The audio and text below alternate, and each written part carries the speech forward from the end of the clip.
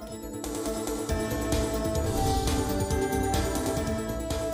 the Indian Armed Forces have shot down 2 Pakistani spy drones after they tried to enter the Indian airspace across the western border of Rajasthan. Now, one drone was sighted at around 5:40 in the morning over Sri Ganganagar sector, and that was followed by another drone at around 7:30 in the evening, and that also was shot down by the border security forces.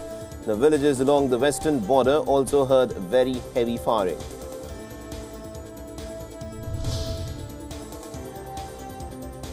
The Indian Ministry of External Affairs has hit out Pakistan for not allowing journalists to visit the site of the blackout strike.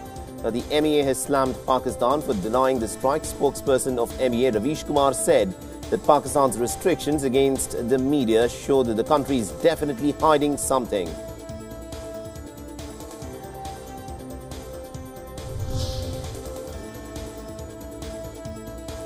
Now, Pakistan has announced that its airspace will remain shut until the 11th of March. In a notification, the Civil Aviation Authority said that the country's airspace will be shut for transit flights until 3 p.m. on the 11th of March. However, it also said that operations on fixed flight routes between north and south will be permitted. This comes after Pakistan had announced that its airspace will be reopened from the 9th of March onwards.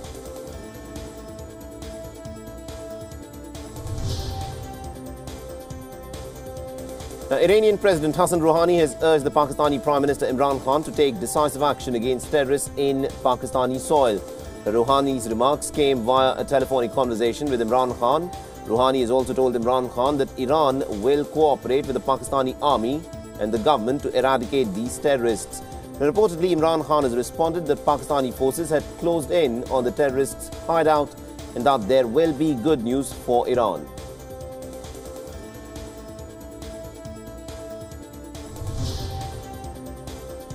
The India's Election Commission has issued an advisory to all political parties across the country asking them to refrain using photographs of defence personnel in their election campaigns. Now, the advisory was in fact sent after the Defence Ministry complained that photographs of defence personnel were being used by political parties in their advertisements as a part of their agenda and campaigning. Now, the Election Commission's advisory comes against the backdrop of a political hoarding using the Indian Air Force Wing Commander Abhinandan Varthaman's photograph alongside that of other party leaders.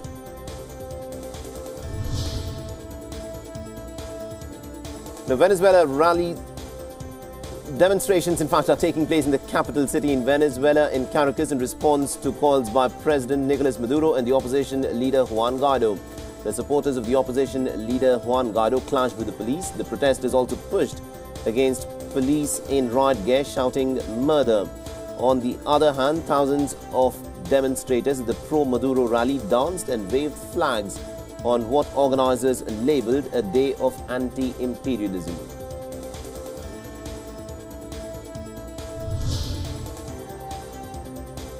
Addressing the rally, opposition leader Juan Guaido has announced that he and other lawmakers will tour Venezuela in an aim to bring more supporters to Caracas. Brandishing a loudspeaker, Juan Guaido told the supporters that he will embark on a tour of the country before leading a nationwide march on the capital.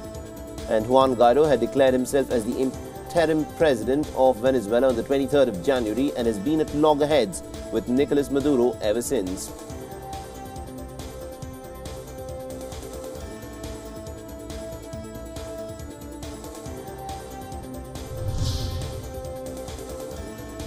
Blaming the United States, Venezuelan President Nicolas Maduro has said that the massive blackout that has affected the country was caused by high-level technology that only the United States government has in its possession. Nicolas Maduro has also claimed that a new cyber attack had prevented the authorities from restoring power throughout the country following a blackout.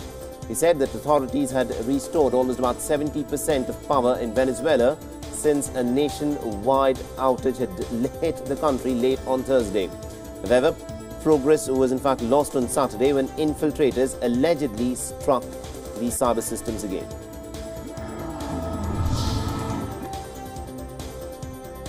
The United States on Friday sent nearly about 6 tons of humanitarian supplies on board an Air Force plane to the Colombian border city of Cucuta. Now, the aid was meant for the people of Venezuela, but it remains unknown when it will be allowed to enter into the country. Now, this, of course, is the 7th military flight loaded with humanitarian aid for Venezuela, and the second one since a failed attempt to drive trucks with aid across the border into Venezuela on the 23rd of February.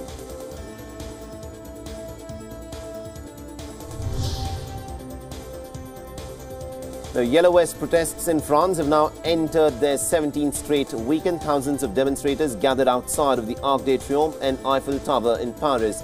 Several protesters also clashed with the riot police near the National Assembly building in the capital. At the Champs-Élysées, hundreds of people had to contend with water cannons that were used against them, although a number of protesters has also waned over the weeks. The organizers of the movement are determined to pressurize the Emmanuel Macron government further.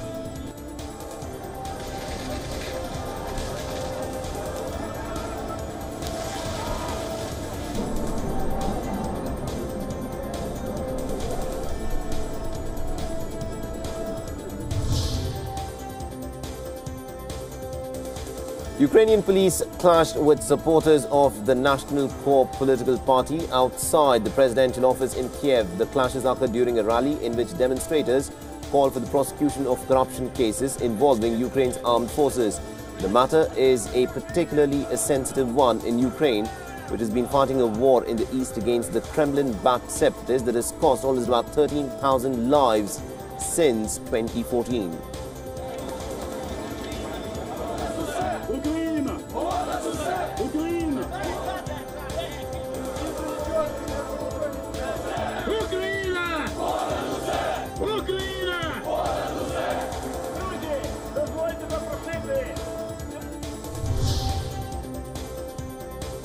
At least 15 people were killed and another 7 wounded in a shooting in a bar in Mexico. Now, it was not immediately clear as to who committed the crime.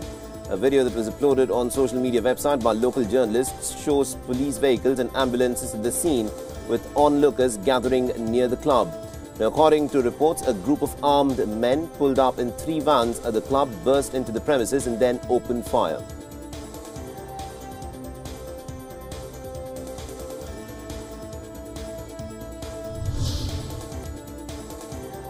Now, a car bomb explosion in the northern Iraqi city of Mosul killed at least about 2 people and wounded 10 others. A 13-year-old girl and a member of the security forces were also reportedly killed in the blast. No group so far has claimed responsibility for the attack. Now, the attack is the latest one in a series of explosions in the region. Many of them have in fact been claimed by the Islamic State group.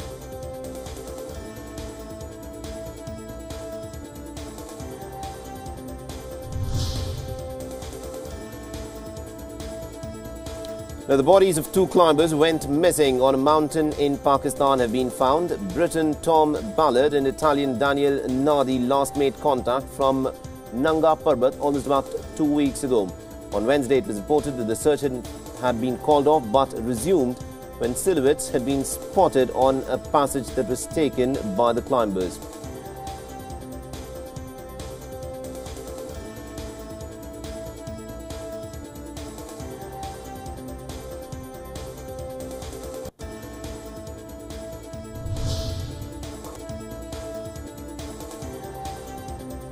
The UNHCR Commissioner Filipino Grandi has said that the United Nations agency should have a bigger presence inside Syria to observe and also help refugees returning to the war-torn country. After almost about 8 years of fighting, President Bashar al-Assad now controls most of Syria. Many Syrians scattered within and outside of the country, and including more than 1 million in neighboring Lebanon, are now considering whether to go home. Syria's war has killed an estimated 500,000 people. It's also driven some 5.6 million people out of the country and has displaced almost about 6.6 million people within its borders.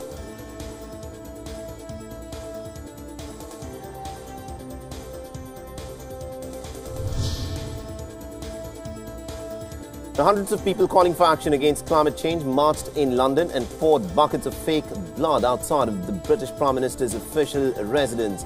The protesters poured almost about 200 litres of red liquid outside the gates and of the Downing Street. The fake blood, made up from syrup and food colouring, was used to symbolise the reality of our children's futures.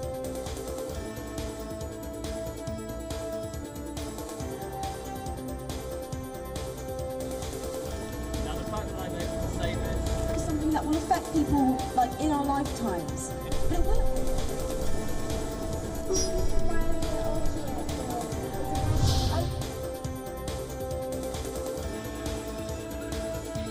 Several thousand people surrounded the building of Serbia's state broadcaster as part of anti-government protests demanding greater freedoms for both the media and the country's citizens. Now, the demonstrations in Serbia, now in their third straight month, seek more democracy in the Balkan country that is firmly under control of the populist leader Aleksandar Vučić. The protests first started last December after assailants beat up an opposition politician.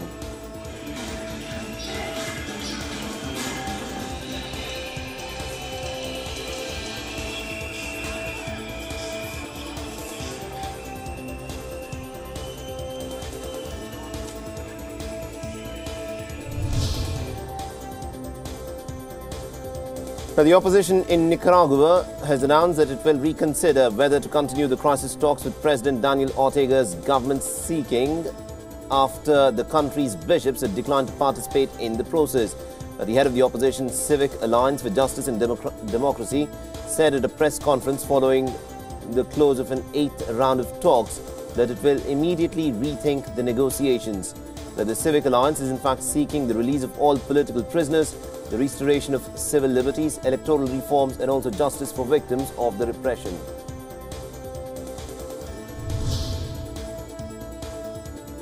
China's Vice Minister of Commerce has said that he was in fact extremely hopeful that a deal will be achieved from China-US trade consultations. Addressing a press conference, he also said that imposing tariffs damages the interests of all sides and that implementation of all measures must be reciprocal, fair and equal. Wang made the comments following a dive in China's exports into the United States in January and in February.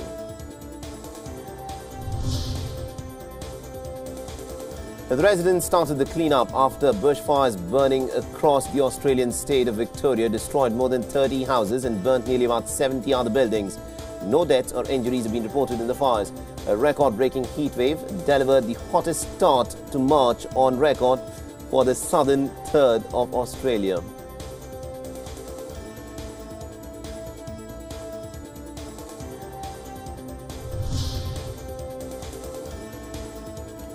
The Peru's Prime Minister Cesar Vilno has stepped down amidst calls for President Martin Vizcarra to shake up his government and revive the falling approval ratings. The President's office has said in a statement and has confirmed the news. The statement did not say, however, that the resignation was accepted, but said that the President thanked Vilno for his services. Vilno has in fact been working as the head of the government since last April. He also has served as the Prime Minister between the years 2013 till 2014.